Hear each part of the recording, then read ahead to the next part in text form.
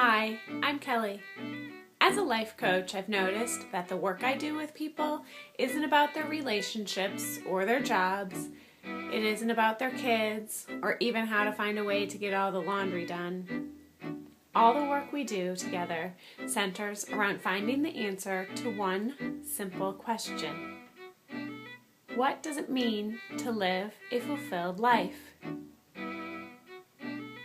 Join me as I explore this question and more in conversation with others in the Fulfilling Life interviews with me, Kelly Dahl, as your host. Hello, it's Kelly, and I'm here today with Rachel Cole to talk about what it means to live a fulfilling life. And Rachel, thank you so much for being here. It's really wonderful to have this chance to talk to you. I'd love for you to first share with anybody who isn't familiar with your work a little bit about yourself and also the work that you do. Thanks, Kelly. So I am a life coach and a retreat leader and a teacher.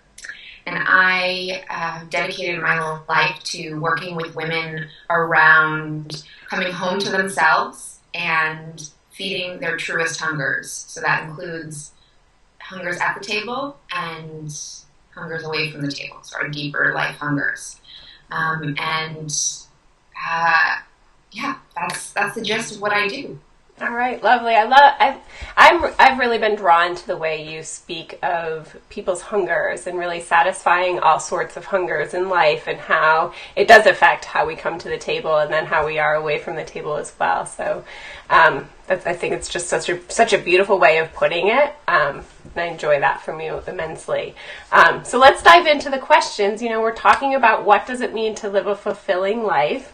So how do you answer that question for yourself, Rachel? What does it mean to live a fulfilled life? It's a great question. It's one I think that gets sort of bantered about and can sound kind of fluffy. But when I sat with the question and I was thinking about it, I think that for me, a fulfilling life is ease in myself, comfort in my own skin, the ability to tolerate discomfort,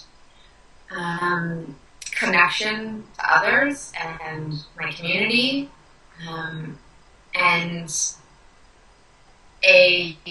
for me especially, it's a harmony with how I relate to my desires. So the relationship I have with what I am hungry for is a harmonious relationship. Mm-hmm. And that, which is not the same as a fulfilling life being getting everything I want. And I think, from that, I get a lot of fulfillment from a sense of having an impact in the work that I'm doing, which I feel like is really just an outgrowth, again, from that relationship I have with what I'm hungry for.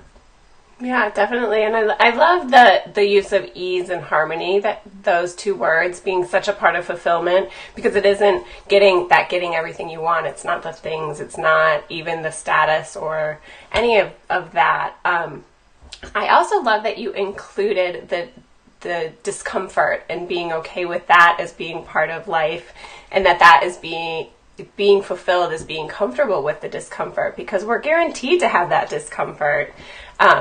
And you have to be in a place to be comfortable with it to bring more fulfillment in your life.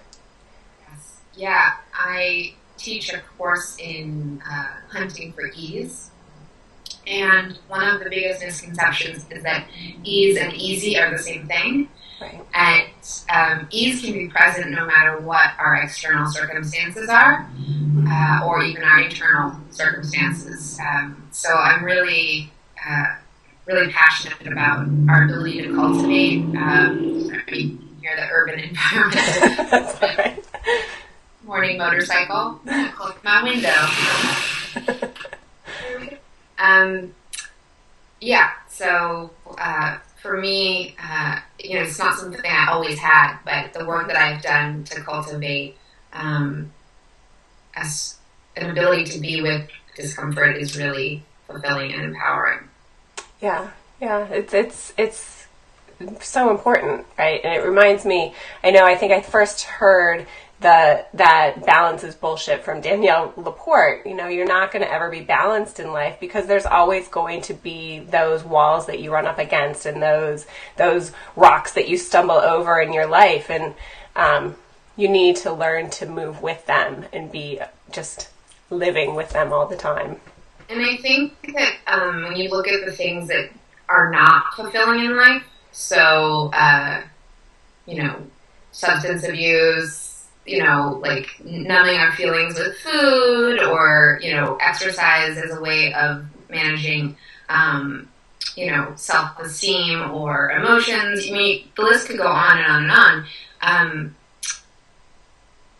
At the root of those, if we had the skills and ability to be with discomfort, we wouldn't probably go down those paths, which is why I mentioned I just think it's really a foundation piece to fulfillment. Yeah, definitely. So what are some of the things that you do in your life, Rachel, that help you live your life in a fulfilling way, accepting the discomfort and bringing ease and embracing all of those things? Well, I nap a lot, daily, usually. It's just a part of how I like to live my life. I mean, I do work for myself, so I have that perk. But I sort of joke that, I'm a lady of leisure. It's really the I don't know if you want to call it the pace or the energy I like to inhabit my life with, but that keeps me feeling really cared for. I think something else that I do is really bring awareness to how I'm talking to myself and really observing my thoughts and sort of keeping the needle pointed towards compassion. Feeling compassionate with myself makes being home with myself so much easier than if my internal environment was critical or unkind. Of course, I wouldn't want to be here. So I really, really keep an eye on that. And I think I strive to be as real as possible in all areas of my life. I think that a lot of my clients wear a lot of masks. And we don't live in a culture that makes it really easy to be vulnerable or to let others see our full-on self. And that's something that's really important to me. I get a lot of fulfillment, when I lay my head on the pillow at night knowing that everybody I interacted with got the real me. There's just a piece in that. And I treat pleasure as a food group. So I, strive. I don't have like an exact number of servings that I strive to get every day, but I really do consider pleasure a really important part of my well-being and a core part of how I make decisions and what I feed myself and what I do with my time. So that's very few women come to work with me who aren't starved for pleasure. I really, really love that. And, I find with myself and clients that I work with too, being open to receiving pleasure, whether it's just from yourself or from somebody else, is such a huge, huge struggle. And I'm going to hang on to that one for sure. Thinking of pleasure as a food group as like a basic need that we should be giving ourselves on a daily basis. It's beautiful. And related to that, I think, I have I don't know if it's like a rebellious nature, but I find myself sort of questioning a lot of things that people take for granted, like who said we have to work 40 hours a week? And who said that we shouldn't sleep for 2 hours in the middle of the day? And who said that you can't have, chocolate chip cookies for breakfast or whatever? And in the challenging of all that, I can sort of find what works for me when I'm not sort of feeling like there's a prescription for my life. And I think the last thing that I do that really helps me feel fulfilled is I sort of try and let my body lead the way. So my mind is freed up from making a lot of decisions, like what to do, what to eat, when to rest. I just sort of let my body be in the driver's seat and try to honor the wisdom of whatever it's communicating to me. And so I feel better a lot of the time because I'm not ignoring my body. Yeah, not fitting some sort of schedule or norm that we've been taught for so many years, that it just comes from you and who you are instead. Yeah. So what are some of the things that get in your way of living that way, Rachel? I'm sure it doesn't always go perfectly smoothly. Yeah, for sure not, no. I think that, there's a fine balance, right, between structure and freedom. And no structure doesn't make us happy, and no freedom doesn't make us happy. And so if I get sort of way off routine, I certainly have bouts of insomnia, and if I just get sort of out of whack, that's challenging, and sort of hitting the reset button, getting back into sort of just a normal routine. And I would say, maybe twice a year I have a 10-day, 2-week bout of depression, and sort of knowing that is the case, and sort of going with it instead of fighting it when it shows up has really helped a lot. But depression definitely can get in the way of feeling fulfilled. Mm-hmm. And sometimes if I get attached to outcomes, if I launch a new course or something and I've somehow hooked my, fingers into a number of people I want registered, or an amount of sales, or a number of attendance at an event I'm doing, that really does get in the way of feeling fulfilled. Even if I reach those things, there's something about being attached to the outcome that doesn't feel as fulfilling as really just loving doing it. Yeah, it takes you out of the process of it, I think, so that you aren't enjoying what it is, and all of a sudden it's about this other thing that the program or the event wasn't about at all. Right. One thing that I hear you saying a lot of is being really in touch with who you are and what you need as being a part of fulfillment. Even just, I love that you allow the space for napping in your life, because that's something that helps you thrive. And I'm a much slower paced kind of person, very introverted. I don't like big crowds. And it's been hard to accept that about myself. So I'm curious, in terms of things that get in your way of living fulfilled and then how you get past them, I'm really interested in how you have been able to really listen to what you need and then allow yourself to give that to yourself. Does that... Yeah, it does. I'm just sort of thinking, part of it is probably I was just born a little bit this way. Sometimes I think that, I have always had sort of strong opinions about how I like things, and even when I was very little. And so there's some of it's innate, I think. But I definitely abandoned my body for many years, and abandoned really deeply taking care of myself in a way that was right for me. And what I found is that when I did that, I stopped being able to participate in life.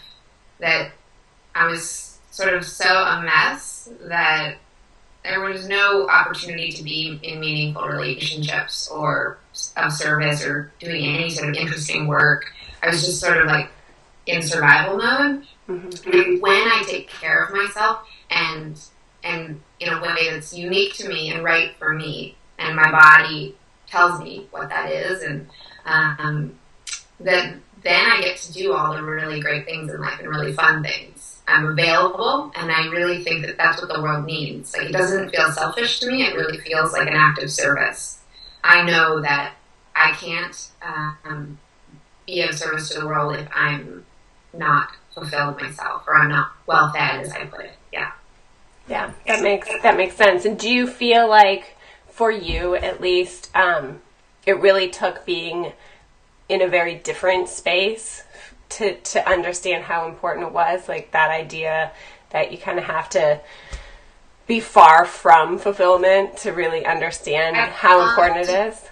I don't want that to be true, because I don't want to like look at high school girls and say, well, you just need a couple of years of pure hell. I would love that not to be the case. But yeah, for me, that's definitely true.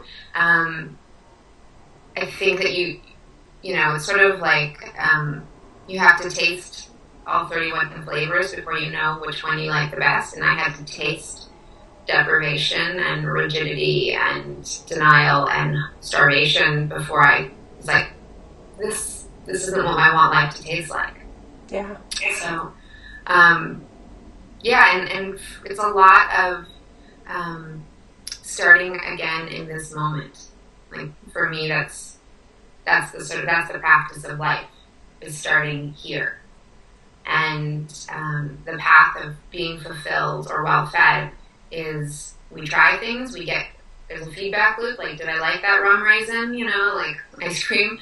And then we get to start again with that new information. We start here. Like, oh, skipping my nap feels like not good. Okay, let's start again. There's no need to spend time judging or regretting or getting caught up in what has happened. It's like, that's great information. Let's start right here. Yeah, and I think, you know, thinking about those high school girls not having to go through the hellish few years that so many of us did, I think what people like us, people like you being of service, it's creating the space to know that there are different ways of being and that you can listen to what you need and live that way. Yeah. I think the more examples of that are out there, the less of those tough years need to be there. Because I know, at least for me, there weren't a lot of examples of varied ways of living and varied ways of being in the world. People just didn't talk about it that much, right? You just went along, but creating space for the variety is so helpful. Yeah.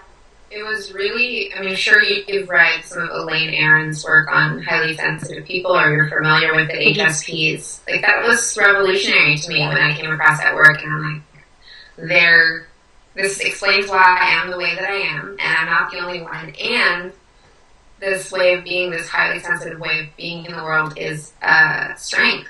Yeah. It's just a different kind of strength, and it's allowed me to be an advocate for myself, and I can educate people from a place of confidence about it. God, I wish someone had told me that when I was younger. Yeah. When I was the too sensitive one. Right. Or that, like, I think about the napping thing. Like, I love just a kind of a slow afternoon. It would be dreamy. I have 2 small kids, so it's hard to come by. But I always kind of called myself lazy because of that. You know, I should be out doing something. Why am I such a lazy couch potato and things? But now that I know that that's what feeds me and helps me feel my best, it is a strength. It's not anything to be insulted. Yeah. Well, do you have any last thoughts for everybody, Rachel, on living a fulfilled life or work that's coming forward for you to share with everybody who's watching? Yeah. I think it's really that there's no right way. And I even think that there's a lot of people out there right now who are trying to sell the right way to you. You know, there's a price for the right way. And I'm just really, really a firm believer that the right way is unique to everybody. So, yeah, those are parting words on that end. And then in terms of what's coming up next for me, I'm not sure when this is going to air, but I've got a couple more retreat shops. So I do these workshops around the country and in other countries. And I have 3 more this year. So I'm going to Boston this weekend, and then DC on October 12th, and then I'll be finishing up in Alameda in the Bay Area on November 2nd. And then also during the holidays, I offer sort of daily notes of support for getting through the holiday season in a fulfilled way. So those will be going on sale November 4th, I think. Yeah. Beautiful. That holiday time can be it is such a full season, but it can feel really unfulfilling. So that sounds like such a beautiful offer. Well, thank you so much for being here, Rachel. It has been such a treat to get to know you a little bit better, to talk about fulfillment and being well-fed and really listening to what has helped you live this kind of life. Thanks, Kelly. Thank you.